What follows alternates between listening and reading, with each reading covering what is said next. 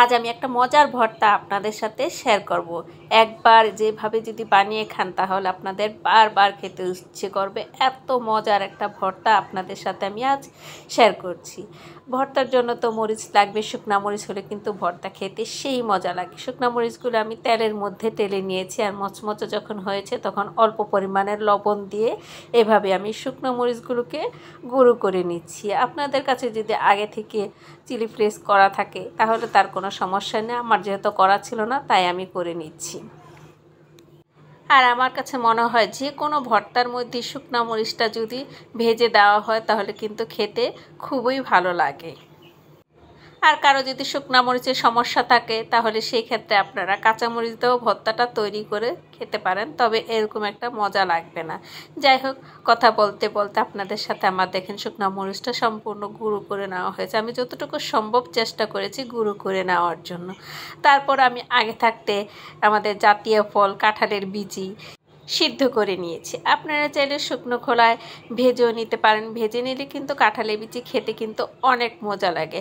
আমি ভেজে নিই যেহেতু বাটাবাটি করতে হবে, ভেজে নিলে কিন্তু অবশ্যই বাটতে হবে, তা নাহলে কিন্তু এভাবে করলে তেমন একটা গুঁড়ো হয় না। যাই হোক, সিদ্ধ করার পর আমি কিন্তু তেলে ভেজে নিয়েছি। তারপর এখানে আমি কিন্তু পরিমাণ মতো কাঁচা পেঁয়াজটা দিয়েছি। আপনারা পেঁয়াজটা চাইলে ভেজেও নিতে পারেন। আমার কাছে তবে কাঁঠালের বিচির মধ্যে কাঁচা পেঁয়াজটা দিলে খেতে খুবই ভালো লাগে। সেই ভেজে রাখা কাঁঠালের বিচিগুলো আমি অল্প অল্প দিব, আর এটা হাতুড়ির সাহায্যে আমি মিক্স করে নেব। আর যেহেতু আমি সিদ্ধ করে নিয়েছি, দেখেন অল্প একটু চাপ দিলে সুন্দর মিশ হয়ে যাচ্ছে।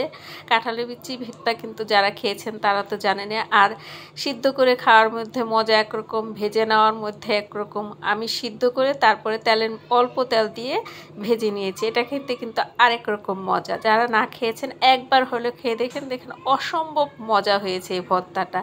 আপনারা চাইলে পাটায় বেটেও নিতে পারেন, আবার ব্লেন্ডার করেও নিতে পারেন, আবার হাতের সাহায্যেও কিন্তু মেশ করে নিতে পারেন। আমার কাছে এই ভর্তা বানানোর এটা ছিল, এটা দিয়ে আমি করে নিচ্ছি যাতে খুব সহজে খুব তাড়াতাড়ি হয়ে যায়। আর সব বিচিগুলো দেখেন আমি সুন্দর এটা সাহায্যে ম্যাশ করে নিয়েছি। এবার সবগুলো আমি একসাথে মিশিয়ে নিচ্ছি, পেঁয়াজ মরিচ লবণ সব একসাথে।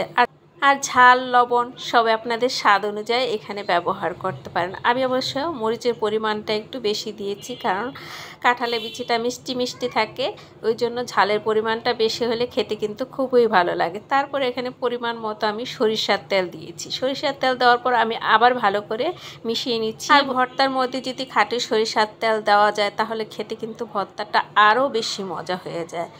আর আপনাদের কাছে ছোট্ট একটা অনুরোধ, যদি আমার ভিডিওগুলো ভালো লাগে তাহলে লাইক কমেন্ট শেয়ার করতে ভুলবেন না। এত মজার ভর্তা বানিয়েছে, আমার তো এখন ক্ষুধা লেগে গেছে, আমি খেতে চলে গেলাম। আল্লাহ হাফেজ, ভালো থাকেন।